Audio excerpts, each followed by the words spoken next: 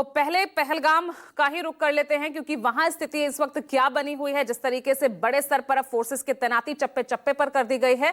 पंकज,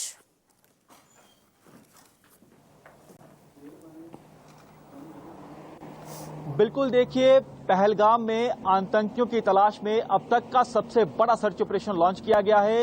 हजारों की तादाद में जो जवान हैं अलग अलग सिक्योरिटी फोर्सेस के, वो जंगल के बीचों बीच दाखिल हो चुके हैं। जंगल को चारों तरफ से घेर लिया गया है।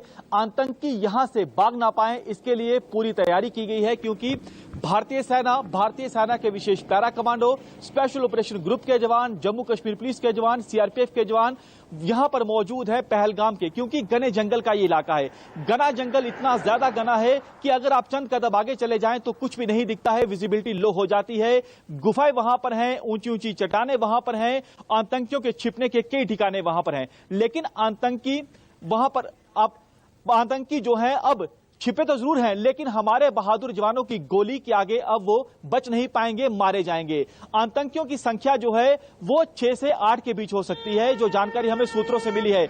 आतंकियों में विदेशी आतंकी हैं, लेकिन 1 से 2 आतंकी जो है वो स्थानीय आतंकी है। और आतंकियों के मददगार जो हैं उन्होंने पूरी मदद की है आतंकी हमले को अंजाम देने के लिए। आतंकी जब कल हमला करते हैं उसके बाद आतंकियों को लेकर जाते हैं उनके मददगार सुरक्षित जगह पर। सुरक्षित जगह है यही वो जंगल जो पहलगाम के इलाके में मौजूद है, क्योंकि चारों तरफ का इलाका जो है ये घना जंगल का इलाका है, डेंस फॉरेस्ट है। ये बेहद बड़ी चुनौती सुरक्षा बलों के सामने है, लेकिन जिस तरह से जवान डटे हुए हैं जंगल के बीचों बीच, भूखे प्यासे हैं, क्योंकि कसम जवानों ने खा ली है कि जब तक तमाम आतंकियों को जहन्नुम नहीं पहुंचा लेते तब तक अन्न जल ग्रहण नहीं करेंगे। एक बड़ा ऑपरेशन इस समय जो है अभी तक का सबसे बड़ा ऑपरेशन चल रहा है। आप सामने तस्वीरों में कैमरामैन को कहूंगा अगर आपको दिखा सके कि हेलीकॉप्टर की मदद जो है लगातार ली जा रही है, यानी हेलीकॉप्टर की मदद ली जा रही है, ड्रोन की मदद ली जा रही है, यूएवी की मदद ली जा रही है, हाईटेक गैजेट्स का इस्तेमाल किया जा रहा है, इक्विपमेंट्स का इस्तेमाल किया जा रहा है, ताकि आतंकियों की एग्जैक्ट लोकेशन क्या है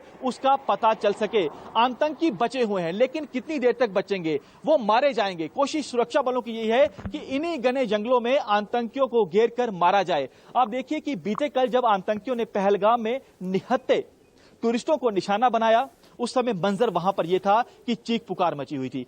किसी पर्यटक ने नहीं सोचा था जब वो जम्मू कश्मीर आया था कि अपने परिवार के साथ हंसते खेलते आएंगे, लेकिन अपने ही रिश्तेदारों को, अपने ही तमाम साथियों को जिस तरह से कल हमला होता है कि ताबूत में लेकर जाना पड़ेगा। आप सोचिए कि इस समय उस परिवार पर क्या बीत रही होगी। एक पूरा परिवार जब आया था, लेकिन ताबूत में अगर अपने एक भी व्यक्ति को लेकर जाना पड़े, अपने एक साथी को लेकर जाना पड़े, उस पर क्या बीत रही होगी ये आप समझ सकती हैं। लेकिन आप देखिए कि इस समय पूरे देश में गुस्सा है। गुस्सा इस बात को लेकर है कि बदला, यानी पाकिस्तान को ऐसा सबक सिखाना है कि पाकिस्तान हमारी तरफ आंख उठाने से पहले हजारों बार सोचे।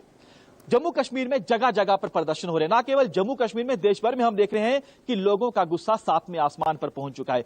बेहद ज्यादा लोग गुस्से में है, एक ही बात कह रहे हैं कि बदला बदला बदला। लेकिन आपको बता दें कि पाकिस्तान ने, जिन आतंकियों ने इन पर्यटकों को निशाना बनाया है, वो बच नहीं पाएंगे, मारे जाएंगे, बेहद जल्द मारे जाएंगे। क्योंकि खुद आप देखिए कि गृह मंत्री अमित शाह जो हैं ग्राउंड जीरो पर मौजूद हैं, पल पल की स्थिति का जायजा ले रहे हैं, देख रहे हैं। वहां पर भी गए जिस जगह पर यह हमला होता है, और उन्हें ब्रीफ किया गया कि यहां पर कैसे आतंकी अगर पहुंचना तो कैसे पहुंच सकते हैं, आतंकी अगर भागे हैं तो कैसे भागे हैं, और कैसे जो है कहां से आतंकियों के जो मददगार हैं वो उन्हें लेकर जा सकते हैं, और कैसे हमारे जवान जो है आतंकियों का खात्मा करेंगे। साफ निर्देश दिए गए हैं कि जितनी जल्दी हो सके आतंकियों का खात्मा करना है, आतंकवाद के फंड को कुचलना है।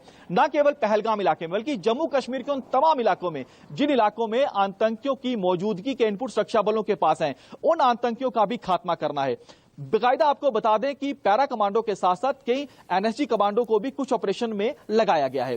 हालांकि मकसद यही है कि जिन जिन ऑपरेशन में जो भी जवान लगे हैं, सबका एक ही मकसद है कि तमाम आतंकियों का सफाया करना। सीमा पार लगातार पीओके में पाकिस्तान जो है वो साजिश रच रहा है। लॉन्चिंग पैड वहां पर एक्टिव है, ट्रेनिंग कैंप वहां पर एक्टिव है, सैकड़ों की तादाद में आतंकी वहां पर मौजूद है। वो यही फिराक में है, यही कोशिश में है उन्हें एक मौका मिले, वो भारतीय सीमा में घुसपैठ कर सके, लेकिन घुसपैठ में कामयाब नहीं हो पा रहे हैं। जम्मू कश्मीर में अमन शांति है, टूरिस्ट श्रद्धालु करोड़ों की संख्या में आ रहे हैं, ये पाकिस्तान को नहीं पच रहा है। आतंकियों को सीमा पार से लगातार निर्देश दिए जा रहे हैं, कुछ करो या मरो।